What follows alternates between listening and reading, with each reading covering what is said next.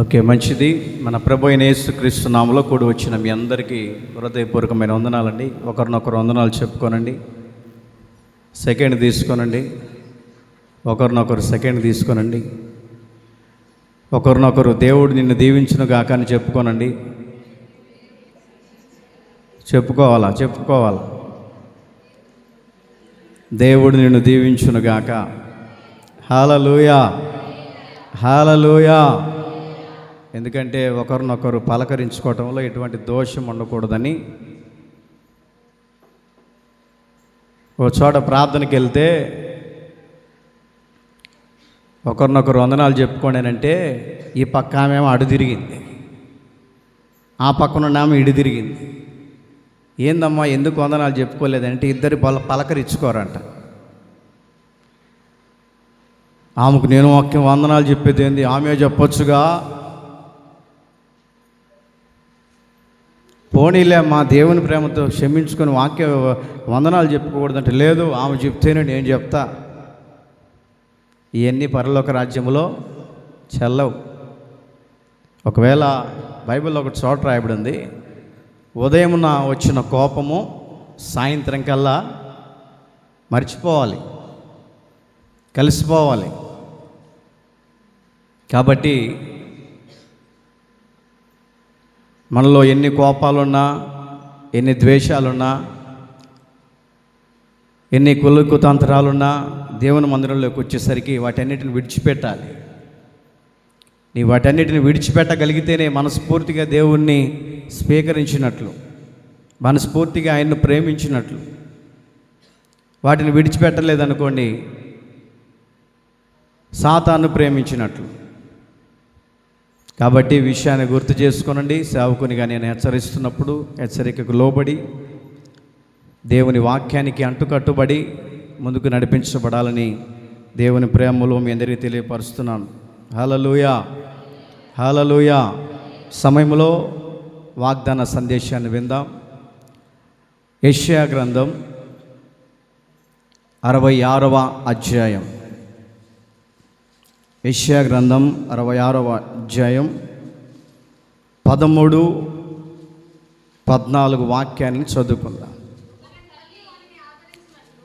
ఒకని తల్లి వానిని ఆదరించినట్లు నేను మిమ్మును ఆదరించెదను.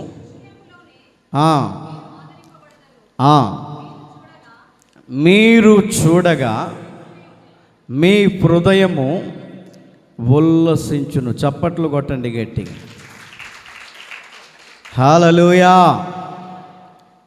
ఈ నెల దేవుడు మనతో చేస్తున్న వాగ్దానం ఏంటంటే, మీరు చూడగా మీ హృదయము ఉల్లసించును.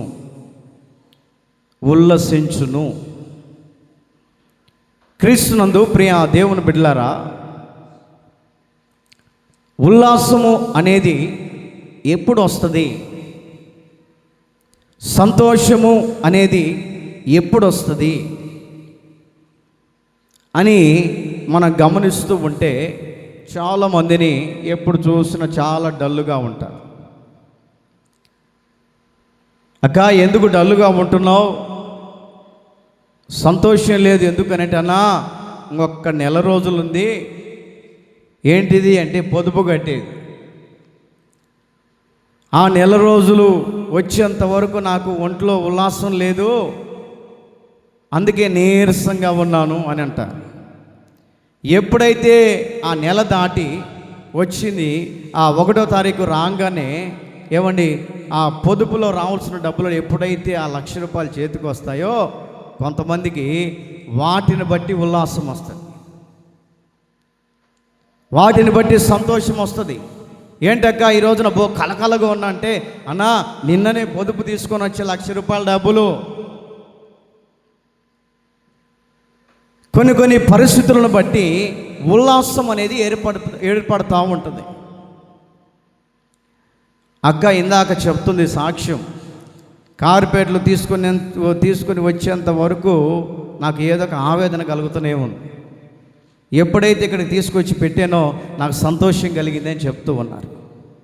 ఎందుకనంటే దేవుని మందిరాన్ని గురించినటువంటి ఆసక్తి మనల్ని భక్షిస్తూ ఉంది కాబట్టి, ప్రేరేపిస్తుంది కాబట్టి, ఎప్పుడైతే దేవునికి ఇవ్వాల్సినది తీసుకొచ్చి దేవుని దగ్గర పెట్టినప్పుడు మనిషి హృదయం ఏమైపోద్దంటే ఉల్లాసముతో నిండిపోద్ది, సంతోషంతో నిండిపోద్ది.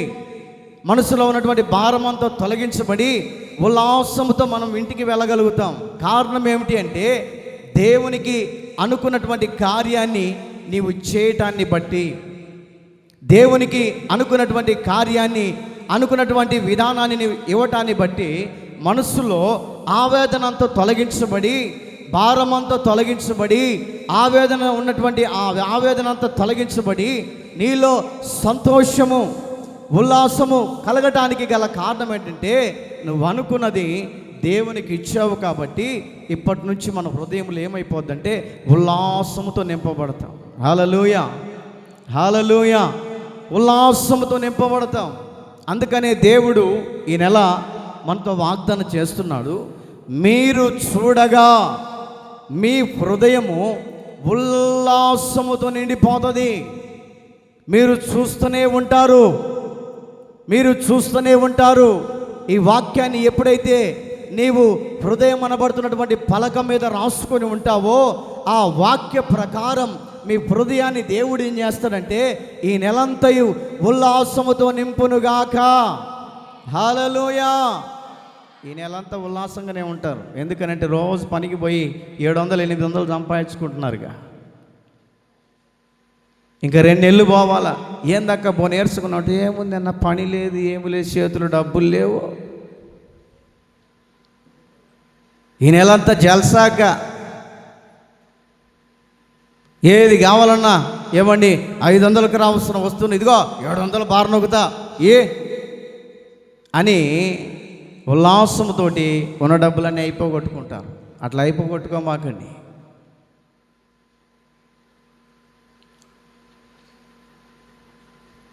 మీరు చూడగా మీ హృదయము ఉల్లాసముతో నింపబడుతుంది, ఉల్లసించును. 3 మాటలు నేను ముచ్చటంగా చెప్పి ముగిస్తాను.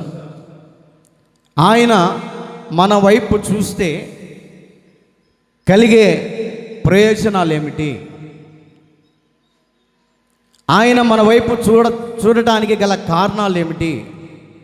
ఆయన మన వైపు చూస్తే కలిగే ప్రయోజనం ఏమిటో 2 మాటలు లేక 3 మాటలు చెప్పి నేను ముగిస్తాను. చదువుదాం. మొట్టమొదటి మాట యెషయా గ్రంథం 45వ అధ్యాయం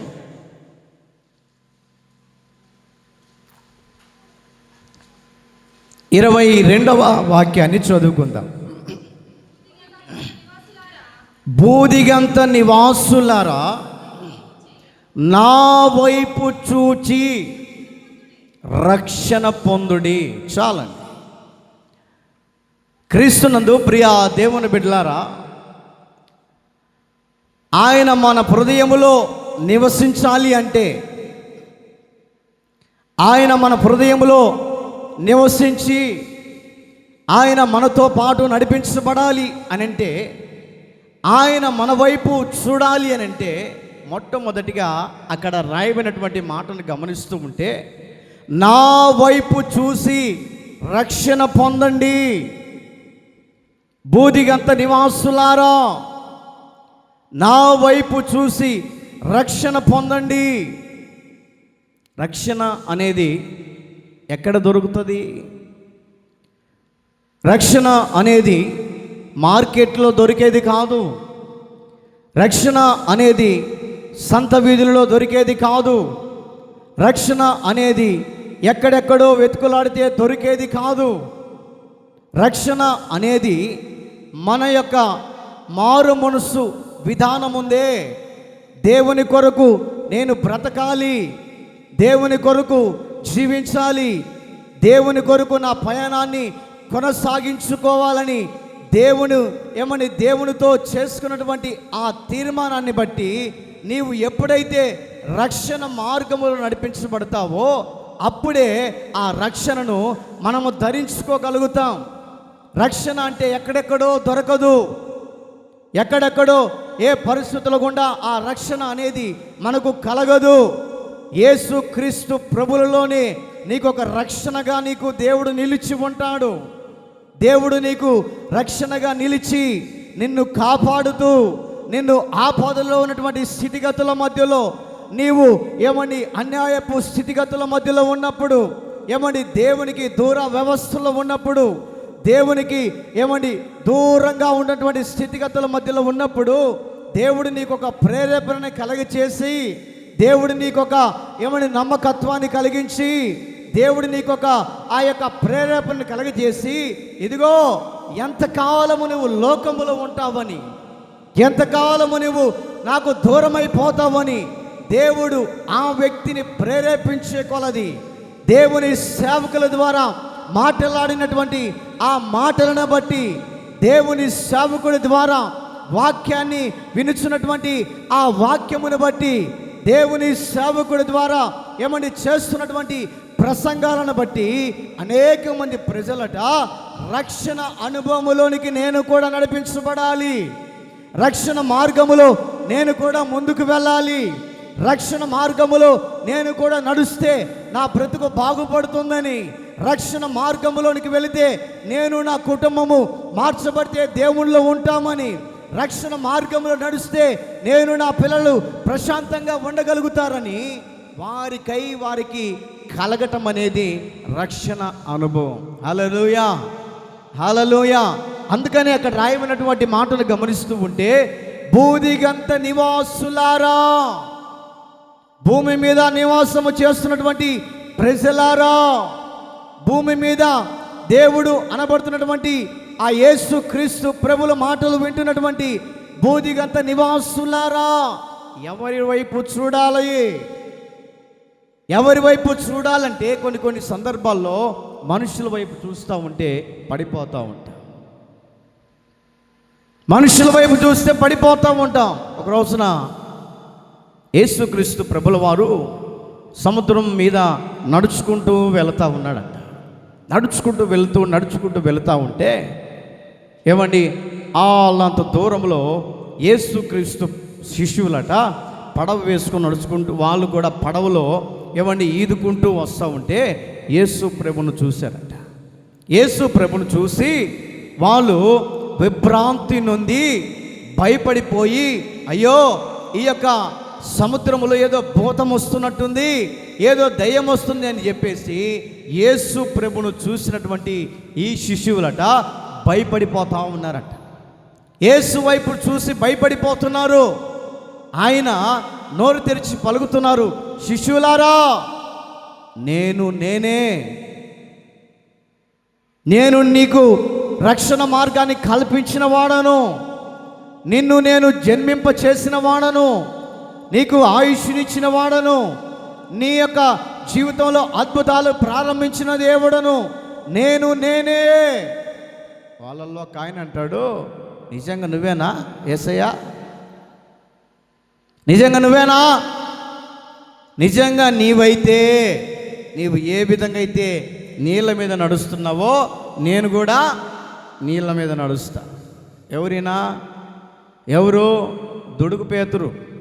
కొంతమందికి దుడుకు, నిదానంగా మాట్లాడటం ఉండదు, ఆవేశంతో మాట్లాడుతూనే ఉంటారు. కొంతమంది ఆవేశం తగ్గిన తర్వాత అప్పుడు ఆలోచన చేస్తారు, ఒరే నేను తప్పు మాట్లాడానే, ఆ వ్యక్తితో పొరపాటున మాట్లాడానే. కొంతమంది దురుకు పేతురు లాంటి స్వభావాలు ఉంటాయి మానవుల్లో. మాట్లాడేటప్పుడు ఆలోచించి మాట్లాడాలి, ఆవేశంతో మాట్లాడకూడదు.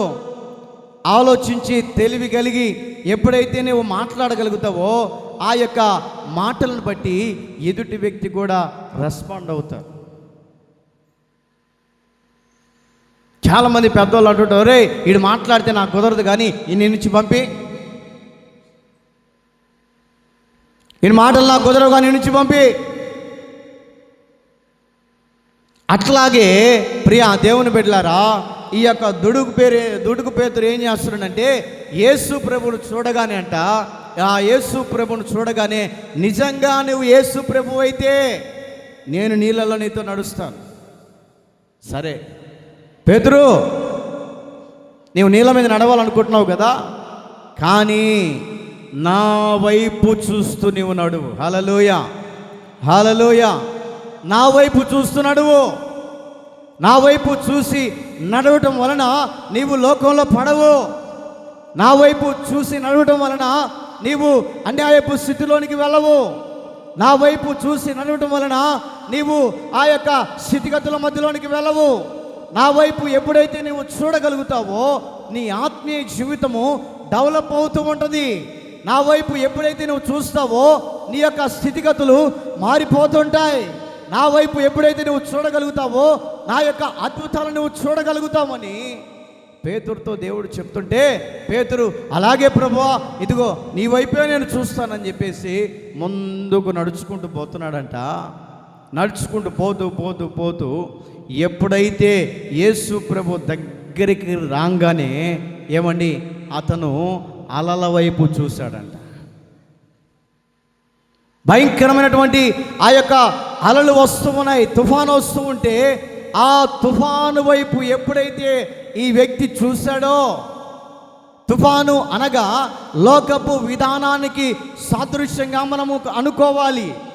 ఎప్పుడైతే లోకపు అలలు అనబడుతున్నటువంటి ఆ యొక్క లోక పద్ధతులను ఎప్పుడైతే చూశాడో, యేసు ప్రభును చూడటం మానేశాడు. యేసు ప్రభు వైపు చూడటం మానేసి లోకము అనబడుతున్నటువంటి ఆ అలల వైపు చూడగానే ఈ వ్యక్తి ఏం చేస్తున్నాడో తెలుసా? మునిగిపోతున్నాడు, మునిగిపోతున్నాడు. అక్కడ రాయబడినటువంటి మాటను గమనిస్తూ ఉంటే, బూదిగంత నివాసులారా నా వైపు చూసి రక్షణ పొందండి. ఈ వ్యక్తి ఎవరి వైపు చూస్తున్నాడంటే ఏమండి, ఆ యొక్క అలల వైపు చూస్తున్నాడంట. సముద్రపు అలల వైపు, లోకములో ఏముందో, లోక పద్ధతుల్లో ఏముందో అని యేసు వైపు చూడవలసినటువంటి పేతురు ఎప్పుడైతే అలల వైపు చూస్తున్నాడో, ఎప్పుడైతే అలల యొక్క విధానాలు చూస్తున్నాడో, వెంటనే అంట కృంగిపోతా ఉన్నాడంట, నీళ్ళల్లో మునిగిపోతున్నాడంట, నీళ్ళల్లో మునిగిపోతున్నాడు. ఈ రోజున ఆత్మీయ జీవితంలో ఎదుగుతున్నటువంటి ఏమండి బూదిగంత నివాసులారా, మనము లోకపు విధానాలు మనము చూడగలిగితే, లోకపు పద్ధతుల మధ్యలో నడిపించబడగలిగితే, లోకపు విధానాలలో నడిపించబడగలిగితే ఏమండి మనము శోధనలు వెంటాడుతూనే ఉంటాయి. చాలామంది విశ్వాసులుగా పిలవబడుతున్నటువంటి వాళ్ళు ఏమండి శని ఆదివారం తప్పక యేసయ్యను చూసేది, మిగతా ఆయన చూడరు. శని ఆదివారమే యేసయ్యని వైపే చూస్తారు, మిగతాటైనా యేసు ప్రభు గుర్తురారు, మిగతాటైనా దేవుని భక్తి గుర్తుకు రాదు, మిగతాటైనా యేసయ్య చేసిన అద్భుతాలు గుర్తుకు రావు, మిగతాటైనా ఏమండి మన స్థితిగతుల మధ్యలోని, మన మాటల మధ్యలో ఏమండి మన యొక్క ఆ లోకపు విధానాలలో, లోకపు పద్ధతుల మధ్యలో, లోకపు ఆచారాల మధ్యలో ఏమండి నడిపించబడుతూ ఉంటారు.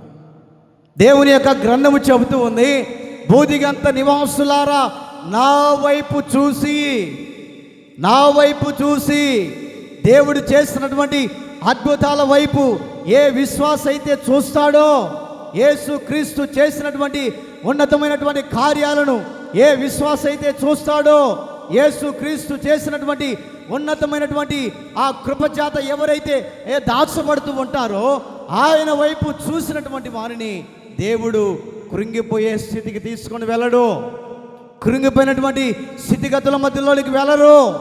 కారణం ఏంటంటే యేసు క్రీస్తు వైపు నీ యొక్క మనస్సును కేంద్రీకరించావు కాబట్టి, యేసు క్రీస్తు వైపు నీ మనస్సును నిలుపుకున్నావు కాబట్టి, యేసు క్రీస్తు వైపు నీ యొక్క మనస్సును దేవుని మీద ఆధారం చేసుకున్నావు కాబట్టి ఏమండి కొన్ని సందర్భాల్లో శ్రమలు వస్తాయి, బాధలు వస్తాయి, ఇరుకులు వస్తాయి, ఇబ్బందులు వస్తాయి.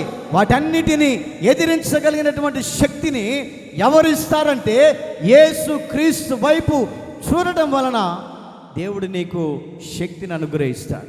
కొన్ని సందర్భాల్లో ఆత్మీయ పోరాటాల్లో ఎన్నో శోధనలు కలుగుతుంటాయండి, ఎన్నో శోధనలు కలుగుతుంటాయి. ఏమండి అనరాని మాటలు అంటూ ఉంటాం, అనుకోని స్థితిగతుల మధ్యలో నడిపించబడుతుంటాం, లోకపు ఆచారాల మధ్యలో పడిపోతుంటాం, లోకపు విధానాల్లో పడిపోతున్నప్పటికీ కూడా నీ యొక్క పయనము ఎవరి వైపు ఉండాలి? నీ యొక్క విధానము ఎవరి వైపు ఉండాలంటే యేసు వైపు మనము చూడగలిగినటువంటి విధానములో నడుస్తే కొన్నిసార్లు పడినను ఆయన మనల్ని ఏం చేస్తాడంటే చెయ్యి పట్టుకొని లేవనెత్తి నిన్ను నిలబెడతాడు. హల్లెలూయా, హల్లెలూయా. కొన్ని సందర్భాల్లో పడిపోతుంటాం, కొన్ని సందర్భాల్లో మాటలను బట్టి పడిపోతుంటాం, కొన్ని సందర్భాల్లో నడవడికను బట్టి పడిపోతుంటాం, కొన్ని సందర్భాలలో ప్రవర్తనను బట్టి పడిపోతుంటాం, కొన్ని సందర్భాలలో చూపును బట్టి పడిపోతున్నప్పటికీ కూడా ఏమండి, మన యొక్క పయనము యేసు వైపు మనము చూడగలిగితే, మన ప్రయాణాన్ని యేసు వైపు చూస్తూ ఆత్మీయ జీవితంలో మన ప్రయాణాన్ని ముందుకు కొనసాగించుకుంటూ వెళుతూ ఉంటే వాటన్నిటినీ ఆటోమేటిక్గా నీవు దాటుకురాగలుగుతావు, ఆటోమేటిక్గా వాటన్నింటినీ ఎదుర్కోగలుగుతావు. కారణం ఏంటంటే నీవు ఎవరి వైపు చూస్తున్నావంటే యేసు క్రీస్తు ప్రభుల వైపు. అందుకనే ఆ పేతురు అంటున్నాడు, అయ్యా నేను కృంగిపోతున్నాను, నేను మునిగిపోతున్నాను, దయతో నన్ను లేవనెత్తు. యేసు ప్రభు అద్భుతాలు చూసిన వ్యక్తేనండి, దేవుని నమ్మిన వ్యక్తేనండి, దేవుడితో నడిచిన వ్యక్తి ఎందుకు కృంగిపోతున్నాడు అని అంటే లోకపు విధానం అనబడుతున్నటువంటి అలల వైపు అతడు చూశాడు. నా ప్రియ దేవుని బిడ్డలారా, బైబిల్ చెప్తూ ఉంది, ఎంత ఘోర పాపినైనా క్షమించగలిగినటువంటి దేవుని యొక్క యేసు రక్తం మనకుండగా మనం భయపడకూడదు. హల్లెలూయా, హల్లెలూయా. మనం భయపడకూడదు. ఎప్పుడైతే అలల వైపు పేతురు చూశాడో కృంగిపోతున్నాడు. యేసు ప్రభు చూసి చేపట్టుకొని, అల్పవిశ్వాసి ఎందుకు సందేహిస్తావు, లే అని కుడి చేతిని పట్టుకొని మరలా ఆ వ్యక్తిని నీళ్ళ మీద నిలబడేటట్లు చేశాడు. ఈరోజున నా ప్రియ దేవుని బిడ్డలారా, మన ఆత్మీయ జీవితంలో ఎవరి వైపో చూస్తూ భక్తి మార్గంలో తప్పిపోతున్నామేమో, ఎవరి వైపో చూస్తూ ఏమని లోక పద్ధతుల్లో పడిపోతున్నామేమో, ఎవరి వైపో చూస్తూ దేవుడిచ్చే రక్షణ నీవు దూరం చేసుకుంటున్నావేమో, ఎవరి వైపో చూస్తూ ఏమని లోకపు మార్గాల మధ్యలో నడిపించబడుతున్నావేమో. ఈ మిట్ట మధ్యాహ్న వేళలో, ఈ పునరుద్ధానపు ఆరాధనలో దేవుడు నీతో చెప్తూ ఉన్నాడు, ఇదిగో నా వైపు నువ్వు చూడు, నా వైపు చూడు. నా వైపు చూసినటువంటి వారిని నేను సందేహింపగా నేను నడిపించగలిగిన వాడను. బూదిగంత నివాసులారా, నా వైపు చూసి రక్షణ పొందండి. మనుషుల వైపు చూసి రక్షణ పొందకూడదండి. చాలామందిని గమనిస్తూ ఉంటే ఏమండి, ఇద్దరు ఫ్రెండ్స్ ఉన్నారనుకోండి, యవనస్తుల పిల్లలు, ఈమె బ్యాప్టిజం తీసుకుంటే ఈమె కూడా వెళ్ళి తీసుకుంటా ఉంటుంది. ఎందుకు? ఫ్రెండ్ బలవంతం చేసింది. రక్షణ అనేది ఏమండి మనకై మనం కొట్లల్లో తెచ్చుకొని కొనుక్కుంటే రాదు. రక్షణ అనేది మన మనసుకు మనకే కలగాలి, మన మనసుకు తట్టాలి. నేను యేసు ప్రభును పూర్తిగా అంగీకరించుకోవాలి, పూర్తిగా సొంత రక్షకుడిగా నేను అంగీకరించుకోవాలి, యేసయ్యను ధరించుకోవాలని నీకై నీవు ప్రేరేపణ కలిగి, నీకై నీవు ఏమండి సొంత ఆలోచనతో కాక దేవుని ఆలోచన ప్రకారం నీవు తీసుకోగలిగితే నీవు చనిపోయేంత వరకు కూడా ఆ రక్షణ మార్గముల నుంచి ఏమండి తప్పే మార్గాలు పొరపాటునే ఉండవు. కారణం ఏంటి అంటే నీ మనస్సుకు నీకు తట్టింది కాబట్టి. నేను కూడా రక్షణ మార్గంలో నడిపించబడాలి అని అనుకున్నటువంటి ఆ విధానంలో నువ్వు మనస్ఫూర్తిగా అనుకున్నావు కాబట్టి ఎవరో చెప్పిన మాటలు మనం వినకూడదు. చాలామంది అంటూ ఉంటారు, అమ్మా పరలోక రాజ్యానికి నువ్వు పోతావు అంటే ఆ కుటుంబ యజమానుడు అంటాడు, అన్నా ఇదిగో నేనైతే రక్షణ పొందలేదు కానీ నా భార్య మాత్రం రక్షణ పొందింది, ఆమె పోయేటప్పుడు మాత్రం ఆమె కాళ్ళన్న పట్టుకొని పోతా. పిల్లల పాఠాలలో ఏదో ఒక కథ ఉంది, ఏనుగు పోతా ఉంటే ఏనుగు వెనక తోక పట్టుకొని ఒక్కొక్కడు పైకి పోతున్నాడంట. రక్షణ అనేది ఏమండి ఎవరు అనుగ్రహించుకున్నటువంటి వారికే కలుగుతుంది రక్షణ.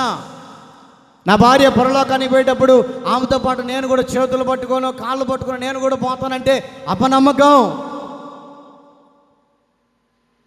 వారితో పాటు నేను కూడా వెళ్తానంటే అపనమ్మకం. రక్షణ అనేది ఎవరి వ్యక్తిగత జీవితానికి వారే బాధ్యులు. అందుకని అక్కడ రాయబడింది, బూదిగంత నివాసులారా, బూదిగంత నివాసులారా, బూదిగంత నివాసులారా, నా వైపు చూసి రక్షణ పొందండి, నా వైపు చూసి రక్షణ పొందండి. అందుకే నా ప్రియ దేవుని బిడ్డలారా, ఎవరిని నేను బాప్టిజం విషయంలో బలవంతం చేయను. సామాన్యంగా బాప్టిజం తీసుకొని ఎవరిని బలవంతం చేయను. వారిని బలవంతం చేసి మనం తీసుకెళ్ళి బాప్టిజం వచ్చామనుకోండి, ఏమండి, వారు ఒకవేళ లోకంలో కలిసిపోతే వారి అపరాధాలను మన మీదకే వస్తాయి. వారు చేసినటువంటి అతిక్రమాలని మన మీదకే వస్తాయి. వారు చేసినటువంటి పాపాలన్నీ మన మీదకే వస్తాయి. ఎవరైతే బలవంతం చేసి తీసుకొని వెళ్ళి బాప్టిజం ఇప్పిస్తారో వారి బలహీనతలు మన మీదకే రివర్స్ వస్తాయి. అందుకే నేను సామాన్యంగా తొందరగా ఎవరిని బలవంతం చేయను.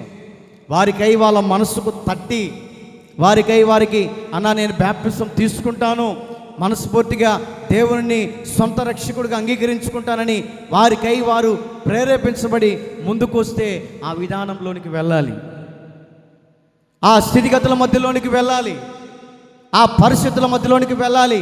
కాబట్టి నా ప్రియ దేవుని బిడ్డలారా, దేవుని వైపు చూడాలి. మనుషుల వైపు చూసినంత కాలం మనము ఏమండి లోకంలో పడిపోతూ ఉంటాం.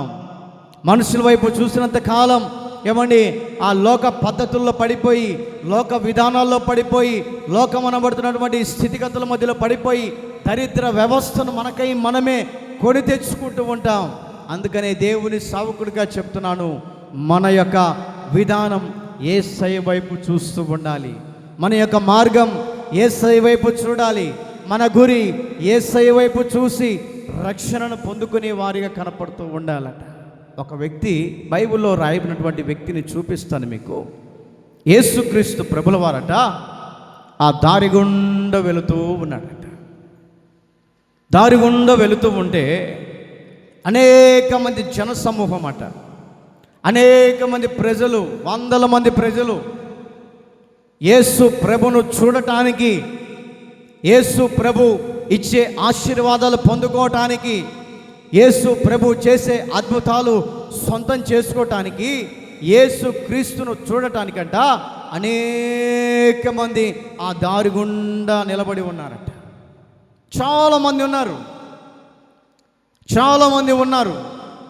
కానీ ఒక వ్యక్తి ఏమండి ఆ ఊరిలో ఏమండి మంచి ఉద్యోగస్తుడు.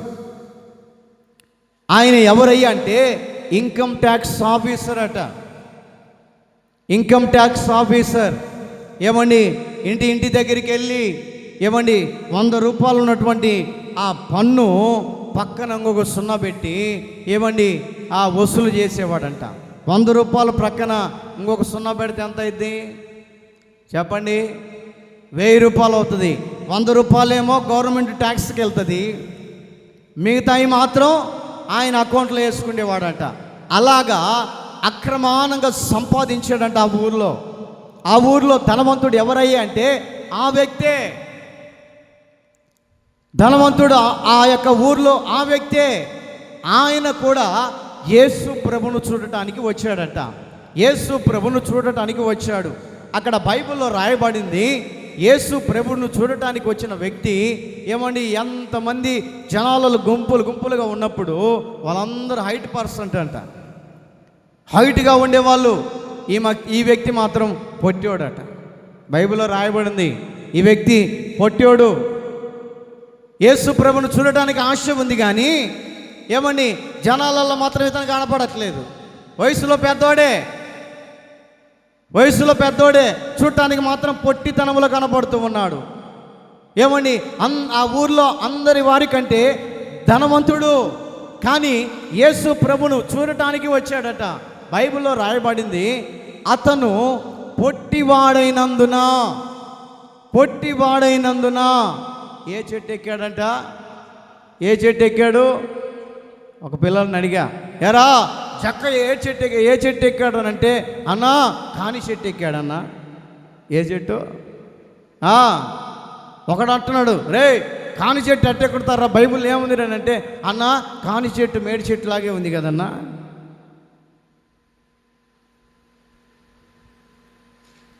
అక్కడ రాయబడినటువంటి మాటను గమనిస్తూ ఉంటే, నేను కూడా యేసు ముఖము చూడాలి, నేను కూడా యేసయ్య ప్రత్యక్షతను అనుభవించాలి, యేసు ప్రభుని నేను కూడా చూడాలి, ఆయన ఎలాగుంటాడో, ఆయన చేసే అద్భుతాలు ఏ విధంగా ఉంటాయో, ఆయన చేసే విధానాలు ఏ విధంగా ఉంటాయో అనేక మంది చెప్పుకుంటున్నారు. కానీ ఏ రోజు యేసు ప్రభు ముఖము చూడలేదని ఆ వ్యక్తి అట ఏమండి మేడు చెట్టెక్కి ఏమండి అందరికంటే ముందుగా ఆ చెట్టెక్కి కూర్చున్నాడంట.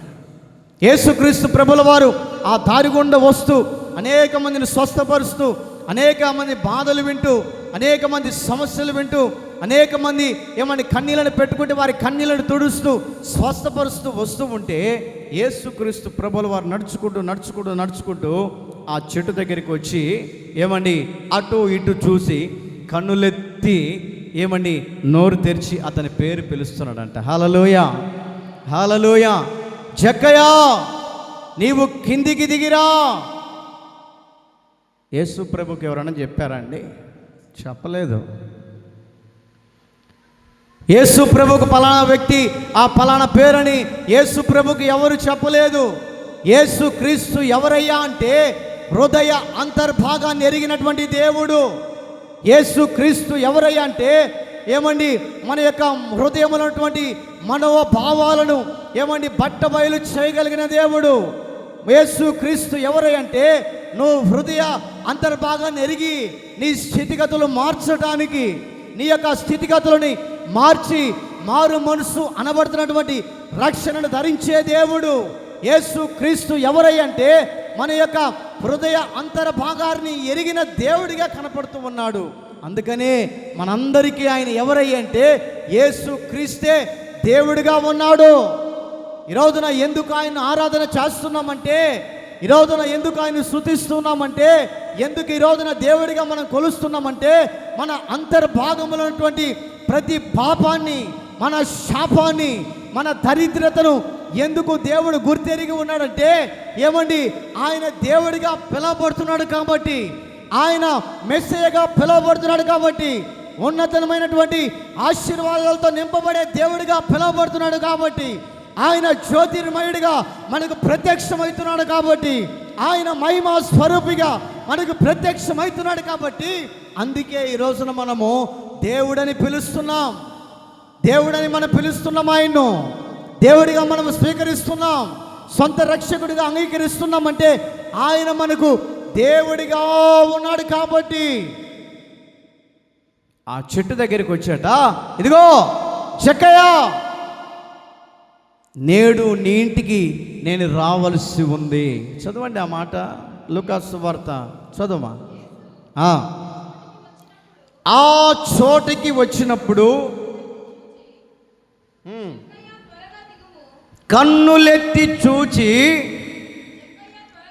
జక్కయ్య తొందరగా దిగుము, నేడు నీ ఇంట నేను ఉండాల్సి వచ్చింది. నీతో చెప్పగా త్వరగా దిగి సంతోషముతో ఆయనను చేర్చుకున్నాడంట. సంతోషంతో ఆయన చేర్చుకున్నాడంట. సంతోషముతో యేసుక్రీస్తు ప్రభుల వారిని సంతోషంతో చేర్చుకున్నారు. మనమైతే మన కుటుంబంలో ఏమండి ఒకేసారి 4-5 చుట్టాలు వచ్చారనుకోండి, సంతోషంతో చేర్చుకుంటామా? ఫస్ట్ రోజు మాత్రం చేర్చుకుంటాం బాగా. వయా మా చుట్టాలు వచ్చారు కానీ చికెన్ తీసుకురాపో. ఏంటిది? చికెన్ తీసుకురాపో. తీసుకొస్తారు పాపం. చికెన్ బాగా తింటారు ఫస్ట్ రోజు. రెండో రోజు మటన్ తీసుకురాపోతే తీసుకొస్తారు. మూడో రోజు వయా పచ్చిమిరకాయలు తీసుకురా. ఏంటి? ఎందుకమ్మా బజారుకు పోయి చేపలు తీసుకుని. చేపలు మీ వాళ్ళనే ఆడ తేడాలు వస్తాయి. మీ వాళ్ళనే పో మర్యాదగా పచ్చిమిరకాయలు తీసుకురా పో. ఏం చేస్తాడు? వీళ్ళకి అర్థమైంది, కుటుంబస్తులు వాళ్ళని తెలుసుకోవాలా. ఇన్ని రోజులుంటే లాస్ట్కు పచ్చడి మెతుకులని కూడా తెలుసుకోవాలి, చుట్టాలు కూడా. కొంతమంది ఏమండి ఇంటికి వచ్చి ఇంకా బోరుగా వాళ్ళు ఏదో ఆశ్రత తీసుకొచ్చి ఇలా పెట్టినట్టు చుట్టరీతిగా వచ్చి 2 రోజులు వచ్చి ఏమండి పోతే బ్రహ్మాండంగా చూసుకుంటారు. ఇంకా వారాల ధరబడి ఉన్నారనుకోండి, పచ్చడి మెతుకులే గతి. ఇక పచ్చిమిరకాయలు తీసుకొచ్చి ఆ రోజు వండి పెడితే ఆ రోజు కూడా పోలేదనుకోండి, అవసరమైతే బియ్యం అయిపోయినాయి, లేవు, ఈరోజు అన్నం లేదు, గీనం లేదు. యేసు క్రీస్తు ప్రభుల వారినట జక్కయ్య తన ఇంట్లో చేర్చుకున్నాడు. ఎందుకు చేర్చుకున్నాడు? యేసు క్రీస్తు ప్రభుల వారు మంచి దేవుడని చేర్చుకున్నాడండి. యేసు క్రీస్తు ప్రభుల వారు అనేక మంది ప్రజలకు రక్షణను కల్పించాడని తెలుసుకున్నాడు. యేసు క్రీస్తు ప్రభుల వారు అనేక మందిని స్వస్థపరిచాడని, అనేక మంది ప్రజల్ని బాగు చేశాడని, వేల మంది ప్రజలని నా వైపు మళ్లించాడని, యేసు ప్రభు చేసిన అద్భుతాలని, యేసు ప్రభు చేసినటువంటి మేలులను గుర్తించినటువంటి జక్కయ్య దేవుడు ఆ యొక్క యేసయ్యని తన ఇంట్లో చేర్చుకున్నాడు. తన ఇంట్లో చేర్చుకున్నాడు. ఈ రోజున నా ప్రియా దేవుని బిడ్డలారా, మన ఇంట్లో యేసయ్యని మనం చేర్చుకుంటున్నామా? మన హృదయం అనబడుతున్నటువంటి ఆ హృదయంలో యేసయ్యను మనము చేర్చుకోగలిగితే, ఆయన నీ ఒంట్లో ఉన్నంత కాలం, నీ హృదయంలో ఉన్నంత కాలం ఏ పాపానికి నీవు చోటు ఇవ్వవు. దేవుడు మన హృదయంలో ఉన్నంత కాలం ఏ యొక్క లోకానుసారపు పద్ధతుల్లోనికి వెళ్ళము, లోకపు విధానంలోనికి వెళ్ళము. కారణం ఏంటంటే యేసయ్య మన హృదయంలో ఉన్నాడు కాబట్టి, యేసయ్య మన హృదయంలో తిష్ట వేసుకొని కూర్చున్నాడు కాబట్టి, కుడికి కానీ ఎడమకు కానీ తొలగనివ్వకుండా నిన్ను కాపాడగలిగినటువంటి దేవుడు ఎవరయ్యంటే యేసు క్రీస్తు ప్రభుల వారు. యేసు క్రీస్తు ప్రభుల వారు.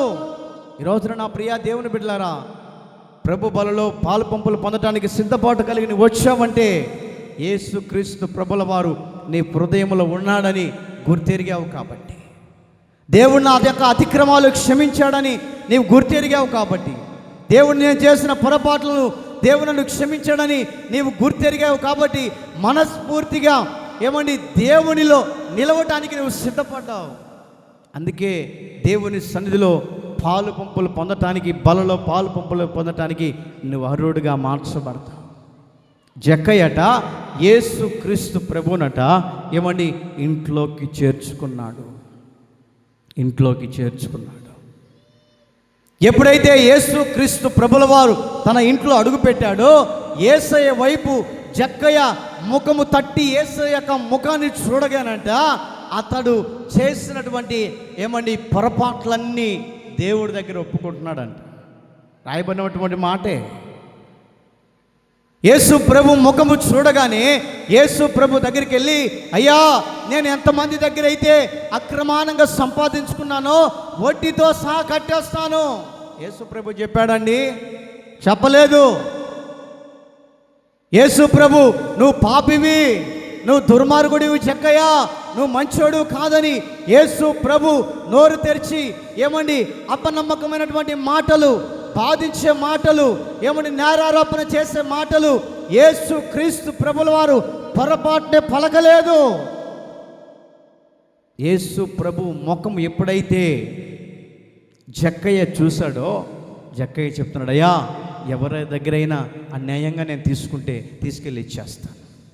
అదే రక్షణ మార్గం. తీసుకొని ఇచ్చేస్తానే, వెళ్ళి తీసుకొని ఇచ్చొచ్చిన తర్వాతట ఇవ్వండి దేవుని దగ్గర తన యొక్క పొరపాట్లు ఒప్పుకున్నాడు. 19వ వాక్యంలో అక్కడ రాయబడింది, చదువుదాం. ఇతడు అబ్రహాము కుమారుడు, నేడు ఈ ఇంటికి రక్షణ వచ్చింది. ఎప్పుడు ఇంటికి రక్షణ వచ్చిందంటే తన తప్పిదాలను యేసయ్య ముఖమును చూసిన వెనువెంటనే ఆ తప్పిదాలను ఒప్పుకున్నాడు కాబట్టి, తన యొక్క పొరపాట్లను ఒప్పుకున్నాడు కాబట్టి, తన యొక్క విధానాలను ఒప్పుకున్నాడు కాబట్టి యేసయ్య ముఖము చూసి చూడని వెంటనే ఏమండి అతనికి పశ్చాత్తాపపు కన్నీళ్ళు వచ్చాయి. కాబట్టి యేసు ప్రభు ముఖము చూడగానట ఏమండి తన యొక్క కన్నీళ్ళు ఆగకుండా దేవుడు చెప్తున్నాడు, ఇదిగో జక్కయ్య, నీవు కూడా అబ్రహాము కుమారుడివే, నేడు నీ ఇంటికి రక్షణ వచ్చింది. యేసు ప్రభు చెప్పలేదు రక్షణ పొందు అని, బలవంతం చేయలేదు.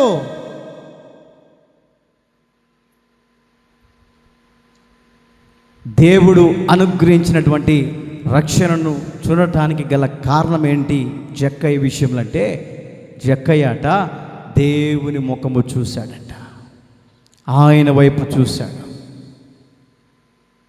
ఈ మిట్ట మధ్యాహ్న వేళలో నా ప్రియా దేవుని బిడ్డలారా, మనుషుల వైపు చూసినంత కాలం రక్షణ కలగదు. మనుషుల యొక్క విధానాల్లో నడిపించినంత కాలం రక్షణ కలగదు.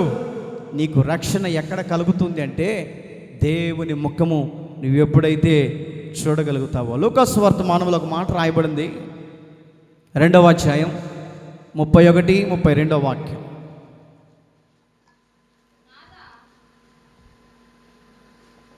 ఆడదాకేనా ఉంది? చదువు అమ్మగా.